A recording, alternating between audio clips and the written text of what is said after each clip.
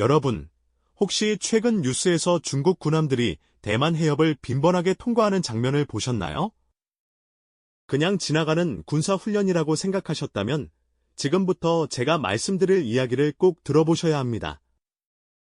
2026년, 바로 올해 말이나 내년 초에 중국이 대만을 침공할 가능성이 점점 현실화되고 있다는 사실, 알고 계셨나요? 이건 단순히 먼 나라의 일이 아닙니다. 만약 이 일이 실제로 벌어진다면 우리 한국 경제는 물론이고 여러분의 연금, 저축, 심지어 당장 내일 먹을 식탁 물가까지 모든 게 요동칠 수 있습니다. 지금 이 순간에도 전 세계 경제 전문가들과 군사 전략가들이 밤잠을 설치며 시나리오를 분석하고 있는 이유가 바로 여기에 있습니다. 생각해 보세요. 만약 대만 해협에서 전쟁이 터진다면 어떤 일이 벌어질까요? 우리가 매일 사용하는 스마트폰, 컴퓨터, 자동차에 들어가는 반도체의 대부분이 대만에서 만들어집니다. 전 세계 첨단 반도체의 92%를 대만의 TSMC라는 회사가 생산하고 있거든요. 이 공급이 단 한 달만 끊겨도 전 세계 경제가 멈춰 설 수 있습니다. 더 무서운 건 뭘까요? 중국과 대만 사이의 충돌은 단순히 두 나라의 문제로 끝나지 않는다는 겁니다. 미국이 개입할 가능성이 매우 높고, 그렇게 되면 한국도 자동적으로 휘말릴 수밖에 없는 구조입니다. 우리나라는 한미동맹 때문에 미국의 군사작전에 협력해야 하는 위치에 있고, 동시에 중국은 우리의 최대 교역국입니다. 양쪽에서 압박을 받는 상황이 되는 거죠. 여러분 중에는 이렇게 생각하실 수도 있습니다. 에이, 설마 진짜 전쟁까지 가겠어. 하지만 역사를 돌아보면 우리가 설마라고 생각했던 일들이 실제로 일어났던 경우가 너무나 많았습니다. 2022년 2월 24일, 러시아가 우크라이나를 침공했을 때도 전 세계가 놀랐습니다. 그 전까지만 해도 많은 사람들이 21세기에 그런 전면전이 일어날 리 없다고 생각했거든요. 그런데 러시아 우크라이나 전쟁이 터지고 나서 우리 생활에 무슨 일이 벌어졌나요? 유가가 치솟았고, 밀가루 가격이 급등했으며 천연가스 값이 폭등했습니다. 전쟁이 일어난 지역에서 수천 킬로미터 떨어진 한국에서도 물가가 요동쳤죠. 이게 바로 현대 경제의 특징입니다. 모든 게 서로 연결되어 있어서 한 곳에서 문제가 생기면 전 세계로 파급됩니다. 그렇다면 대만 사태는 러시아 우크라이나 전쟁보다 훨씬 더 큰 충격을 줄 수 있습니다. 왜 그럴까요? 우크라이나는 주로 곡물과 에너지 자원을 공급하는 나라였지만 대만은 전 세계 첨단 기술 산업의 심장부이기 때문입니다. 대만 해협을 통과하는 해상 무역량은 전 세계 물동량의 약 50%에 달합니다. 이 경로가 막히면 글로벌 공급망이 완전히 마비될 수 있습니다. 자, 이제 좀 더 구체적으로 들어가 보겠습니다. 왜 하필 2026년일까요? 중국이 대만을 침공할 가능성이 높아진 데는 몇 가지 이유가 있습니다. 첫째, 시진핑 주석의 정치적 내것이 문제입니다. 시진핑은 2012년부터 중국을 이끌어왔고, 이제 그의 통치 기간이 상당히 길어졌습니다. 역사적으로 중국 지도자들은 자신의 통치 기간 동안 큰 업적을 남기려고 했고, 시진핑에게 대만 통일은 가장 중요한 역사적 과업으로 여겨지고 있습니다. 그는 여러 차례 공개석상에서 대만 문제는 영원히 미룰 수 없다고 강조해왔습니다. 둘째, 중국의 군사력이 급속도로 성장했습니다. 지난 10년간 중국은 항공모함, 스텔스 전투기, 극초음속 미사일 등 첨단 무기 체계를 대거 배치했습니다. 미국 국방부의 2024년 보고서에 따르면 중국 해군의 함정수는 이미 미국을 앞질렀고 대만 침공을 위한 상륙작전 능력도 크게 향상되었다고 합니다. 중국 입장에서는 지금이 아니면 나중에는 더 어려울 수 있다는 계산을 하고 있을 수 있습니다. 셋째, 미국의 정치적 상황입니다. 미국은 지금 내부적으로 정치적 분열이 심하고 중동과 우크라이나 문제로 이미 상당한 군사적, 경제적 부담을 안고 있습니다. 중국은 이런 상황에서 미국이 대만을 위해 전면전을 벌일 의지가 있을지 의문을 품고 있을 수 있습니다. 실제로 미국 내에서도 대만을 위해 미국 젊은이들의 생명을 걸어야 하는가에 대한 논쟁이 있어 왔습니다. 그럼 실제로 전쟁이 터진다면 어떤 시나리오가 펼쳐질까요? 군사 전문가들은 크게 세 가지 시나리오를 예상하고 있습니다. 첫 번째는 단계적 봉쇄 시나리오입니다. 중국이 대만을 전면 침공하기 전에 먼저 해상과 공중에서 봉쇄를 시작하는 겁니다. 대만 주변 해역을 군사훈련 구역으로 선포하고 모든 선박과 항공기의 출입을 통제합니다. 이렇게 되면 대만은 섬나라이기 때문에 식량, 에너지, 원자재 수입이 끊기게 됩니다. 대만 국민들은 몇 주 안에 극심한 물자 부족을 겪게 되고 결국 항복할 수밖에 없는 상황으로 몰립니다. 이 시나리오의 위험한 점은 뭘까요? 중국이 직접적인 무력 침공이 아니라 봉쇄만 하기 때문에 미국이 개입할 명분이 애매해진다는 겁니다. 우리 영해에서 군사훈련을 하는데 왜 간섭하느냐고 중국이 주장할 수 있거든요. 하지만 결과적으로는 대만을 굴복시키는 효과를 낼 수 있습니다. 두 번째는 신속 타격 시나리오입니다. 중국이 전격적으로 대만의 주요 군사시설, 공항, 항구, 통신시설을 미사일과 공습으로 무력화시킨 후 빠르게 상륙 작전을 펼치는 겁니다. 이 작전은 48시간에서 72시간 안에 승부를 내는 것을 목표로 합니다. 미국이나 일본이 개입할 시간을 주지 않고 기정사실을 만들어버리는 전략이죠. 이 시나리오가 성공하려면 중국은 몇 가지 조건을 충족해야 합니다. 첫째, 대만 방공망을 완전히 무력화해야 합니다. 둘째, 대만 해군이 저항하기 전에 제압해야 합니다. 셋째, 주요 도시와 정부 청사를 빠르게 장악해야 합니다. 하지만 이 모든 게 계획대로 되리라는 보장은 없습니다. 대만군도 가만히 있지 않을 테니까요. 세 번째는 장기전 시나리오입니다. 중국의 초기 공격이 실패하거나 미국이 빠르게 개입하면서 전쟁이 장기화되는 경우입니다.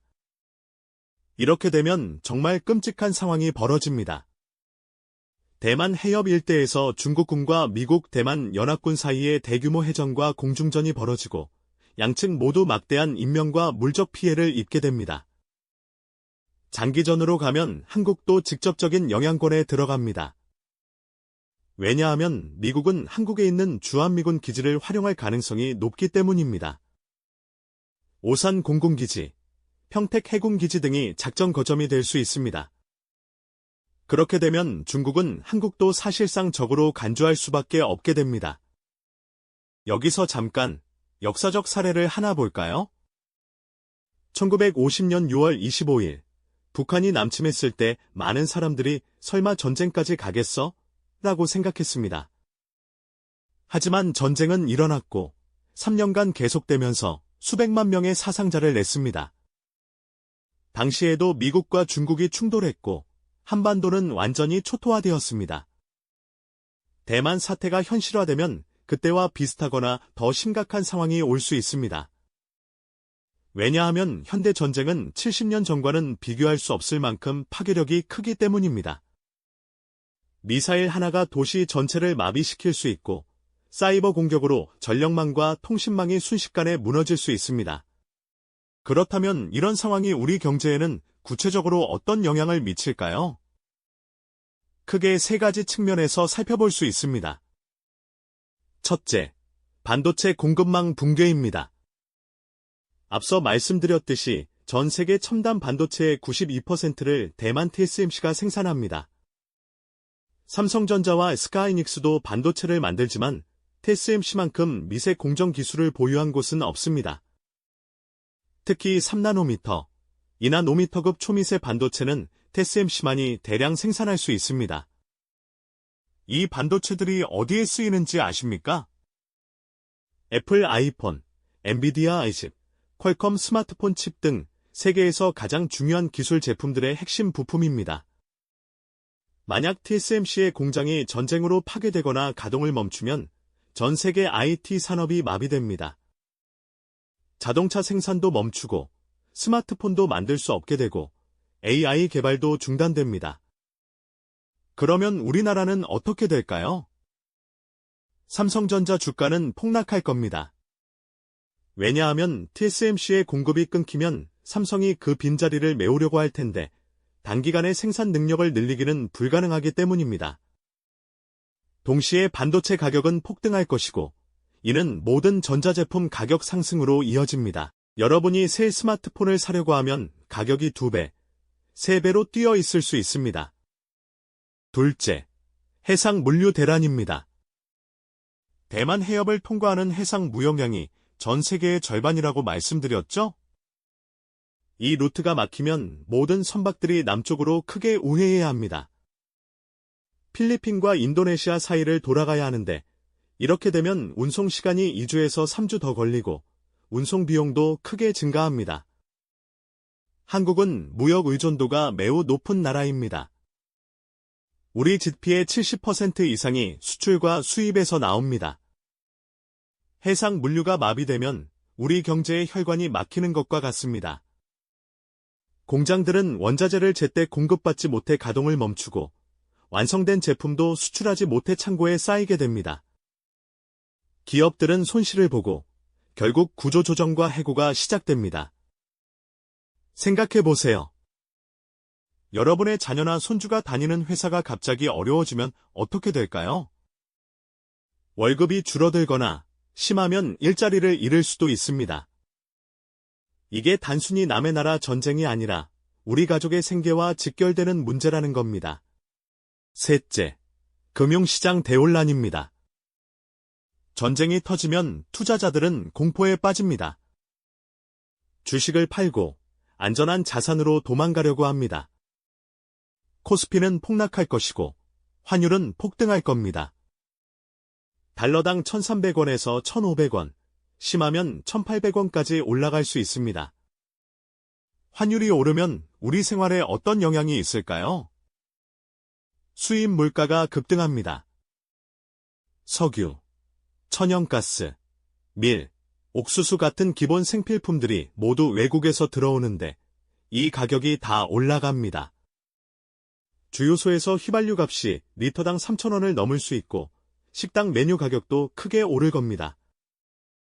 이미 물가 때문에 고생하시는 분들이 많은데 상황이 훨씬 더 악화되는 거죠.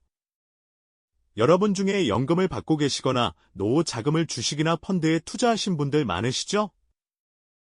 전쟁이 터지면 그 자산 가치가 급격히 떨어집니다. 평생 모은 돈이 순식간에 30%, 40% 줄어들 수 있습니다. 이건 정말 끔찍한 일입니다. 더 심각한 건 뭘까요? 중국이 보복 조치를 취할 가능성입니다. 만약 한국이 미국을 지원하는 것으로 보이면 중국은 경제 제재를 가할 수 있습니다. 사드 배치 때를 기억하시나요? 2017년에 한국이 사드 미사일 방어 체계를 배치했을 때 중국이 어떻게 했습니까? 한국 기업들에 대한 제재, 한국 제품 불매운동, 한국 관광 금지 등 다양한 보복 조치를 취했습니다. 그때는 그래도 전쟁이 아니었습니다. 하지만 실제로 전쟁이 벌어지고 한국이 미국 편에 서게 되면 중국의 보복은 훨씬 더 강력하고 전방위적일 겁니다. 중국은 우리의 최대 수출 대상국입니다. 2024년 기준으로 우리 전체 수출의 약 25%가 중국으로 갑니다. 이 시장이 막히면 우리 경제는 큰 타격을 입습니다. 그렇다면 우리는 이 위기 상황에 어떻게 대비해야 할까요? 개인적으로, 그리고 국가적으로 어떤 준비를 해야 할까요? 먼저 개인 차원에서 할 수 있는 일들을 말씀드리겠습니다. 첫째, 자산을 분산하세요. 계란을 한 바구니에 담지 말라는 오래된 격언이 있죠. 지금처럼 불확실한 시기에는 이게 더욱 중요합니다. 주식, 채권, 현금, 금, 부동산 등 여러 자산에 나누어 투자하세요. 특히 금은 전통적으로 위기 상황에서 가치를 지키는 자산으로 알려져 있습니다. 2022년 러시아 우크라이나 전쟁이 터졌을 때 금값이 어떻게 됐는지 아십니까? 급등했습니다. 전쟁의 불확실성이 커질수록 사람들은 안전 자산을 찾게 되고 금은 그중 하나입니다. 물론 금에 전 재산을 투자하라는 게 아니라 전체 자산의 10%에서 20% 정도는 금이나 금 관련 상품에 투자하는 것을 고려해 볼 만합니다. 둘째, 외화 자산을 일부 보유하세요. 달러나 엔화 같은 안전 통화를 일정 부분 가지고 있으면 환율 급등 시 완충 역할을 할 수 있습니다. 은행에서 외화 예금을 하거나 해외 주식이나 채권에 투자하는 방법도 있습니다. 다만 이것도 전문가와 상담해서 본인의 상황에 맞게 진행하시는 게 좋습니다. 셋째, 빚을 줄이세요. 특히 변동금리 대출을 가지고 계신 분들은 주의하셔야 합니다. 전쟁이 터지고 경제가 불안해지면 금리가 더 오를 수 있습니다. 이자 부담이 커지면 가계 재정이 위태로워집니다. 가능하다면 대출을 최대한 갚고 고정금리로 전환하는 것도 고려해보세요. 넷째, 비상자금을 준비하세요. 최소한 6개월에서 1년치 생활비를 현금으로 확보해두는 게 좋습니다. 갑작스러운 경제 위기가 오면 일자리를 잃거나 수입이 줄어들 수 있습니다. 그럴 때 버틸 수 있는 여유 자금이 있으면 훨씬 안정적으로 대응할 수 있습니다. 다섯째, 필수품을 비축하세요. 이건 너무 과도하게 할 필요는 없지만 기본적인 생필품과 약품, 비상식량 등을 적정량 준비해두는 게 좋습니다. 전쟁이 터지면 수입이 끊기고 물가가 폭등할 수 있으니까요. 특히 만성질환으로 약을 드시는 분들은 여유분을 확보해두시는 게 중요합니다. 이런 조치들이 과도하게 보일 수도 있습니다. 에이, 그렇게까지 할 필요가 있나 하고 생각하실 수도 있습니다. 하지만 역사적으로 위기는 예고 없이 찾아왔고 준비된 사람과 그렇지 않은 사람의 운명은 크게 달랐습니다. 1997년 외환위기 때를 생각해보세요. 많은 사람들이 하루아침에 직장을 잃고 재산을 날렸습니다. 하지만 준비된 사람들, 빚을 미리 갚아놓고 현금을 확보해둔 사람들은 상대적으로 덜 타격을 받았고 오히려 위기를 기회로 활용하기도 했습니다.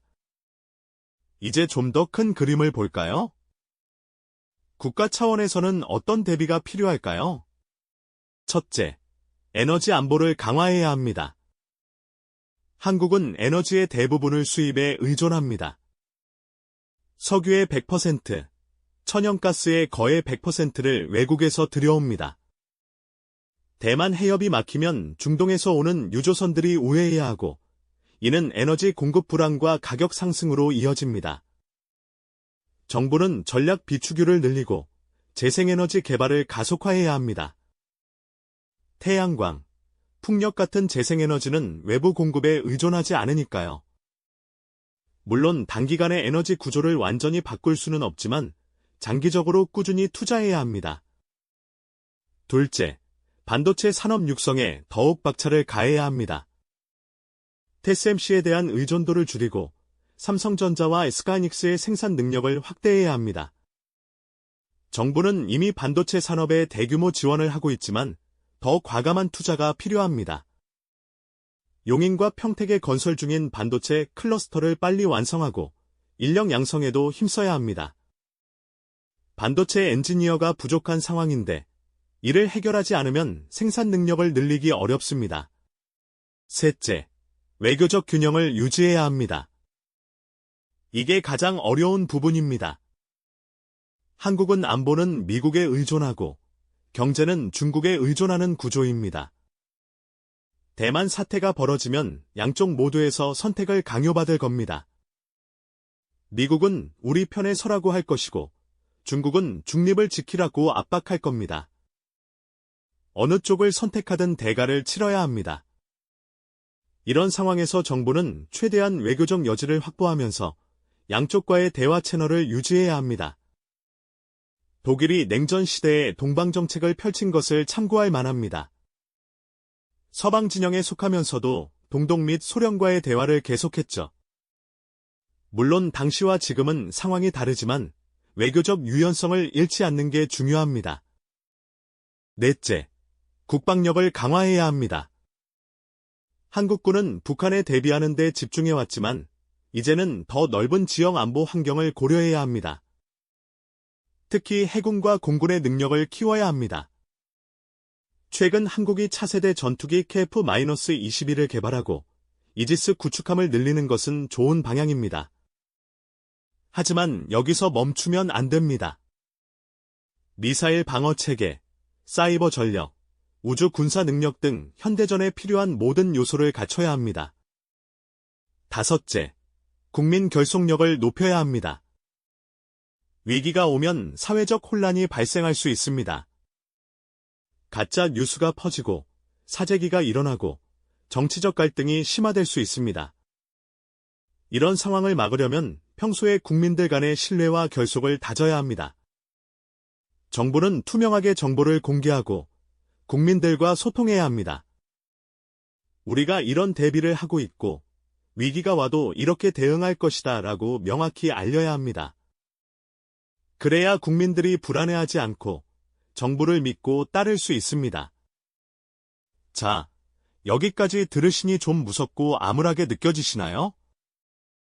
하지만 여러분, 절망할 필요는 없습니다. 위기는 동시에 기회이기도 합니다. 역사를 돌아보면 큰 위기를 겪은 후 더 강해진 나라들이 많습니다. 한국도 그랬습니다. 6.25 전쟁의 폐허에서 일어났고 1997년 외환위기를 극복하고 더 강한 경제를 만들었습니다. 2008년 글로벌 금융위기 때도 우리는 빠르게 회복했습니다. 왜 그럴 수 있었을까요? 한국인들의 저력 때문입니다. 위기가 오면 하나로 뭉쳐서 이겨내는 힘이 우리에게 있습니다. 금 모으기 운동을 기억하시죠? 외환위기 때 국민들이 자발적으로 금을 내놓았습니다. 그런 단합과 희생정신이 우리를 구했습니다. 지금도 마찬가지입니다. 대만 사태가 현실화되더라도 우리가 준비하고 단결한다면 충분히 이겨낼 수 있습니다. 오히려 이 위기를 계기로 한국이 진정한 강국으로 도약할 수도 있습니다. 생각해보세요. 만약 TSMC의 생산이 중단되면 삼성전자가 그 빈자리를 채울 수 있습니다. 전 세계가 반도체를 구하려고 한국으로 몰려올 겁니다. 우리 기업들은 역대급 특수를 누릴 수 있고 한국은 글로벌 반도체 시장을 장악할 기회를 잡을 수 있습니다. 또한 에너지 안보 위기는 재생에너지 산업을 발전시키는 계기가 될 수 있습니다. 해상풍력, 수소에너지 같은 신산업에 투자하면 새로운 일자리가 만들어지고 경제 성장의 동력이 됩니다. 외교적으로도 한국의 위상이 높아질 수 있습니다. 미국과 중국 사이에서 균형을 잡는 중견국으로서의 역할을 훌륭하게 해낸다면 국제사회에서 한국의 발언권이 커질 겁니다. 우리가 지혜롭게 행동한다면 위기를 기회로 바꿀 수 있습니다. 개인적으로도 마찬가지입니다. 위기 상황에서 냉정하게 대처하고 미리 준비한 사람들은 살아남을 뿐만 아니라 성공할 수 있습니다. 부동산이 폭락할 때 현금을 가진 사람은 좋은 매물을 싸게 살 수 있습니다. 주식시장이 바닥을 칠 때 투자한 사람들은 나중에 큰 수익을 얻었습니다. 물론 이런 기회를 잡으려면 준비가 되어 있어야 합니다. 그래서 지금부터 차근차근 준비하시라는 겁니다. 자산을 분산하고 비상자금을 마련하고 빚을 줄이고 정보를 꾸준히 확인하세요. 그리고 무엇보다 중요한 건 불안해하지 말고 희망을 잃지 마세요. 우리는 수많은 위기를 이겨냈고 이번에도 이겨낼 겁니다. 우리 자녀들과 손주들에게 더 나은 세상을 물려주기 위해 지금 우리가 할 수 있는 일을 차근차근 해나가는 겁니다. 여러분, 제가 오늘 말씀드린 내용들이 혹시 너무 걱정스럽게 들리셨나요? 하지만 이건 겁을 주려는 게 아니라 현실을 직시하고 준비하자는 겁니다. 모래 속에 머리를 박고 있으면 문제가 해결되지 않습니다. 용기 있게 현실을 보고 대비하는 사람이 결국 살아남습니다. 앞으로도 계속해서 중요한 경제 이슈들을 여러분께 알기 쉽게 설명해 드리겠습니다. 세상이 어떻게 돌아가는지, 우리 주머니에는 어떤 영향이 있는지, 어떻게 대비해야 하는지 계속 말씀드릴 겁니다. 여러분이 정보에 입각한 현명한 결정을 내리실 수 있도록 돕겠습니다. 그러니 다음에도 꼭 이 영상에서 만나요. 우리 함께 이 불확실한 시대를 헤쳐나가 봅시다. 준비된 사람은 두렵지 않습니다. 여러분은 이미 이 영상을 보시면서 한 걸음 앞서 나가셨습니다. 계속 관심 가지고 공부하시고 실천하시면 됩니다. 힘든 시기일수록 서로 돕고 격려하는 게 중요합니다. 주변의 가족, 친구, 이웃들과도 이런 정보를 나누시고 함께 준비하세요. 우리 모두가 안전하고 풍요로운 미래를 맞이할 수 있기를 진심으로 바랍니다. 오늘도 좋은 하루 보내시고 건강하세요. 다음 영상에서 뵙겠습니다.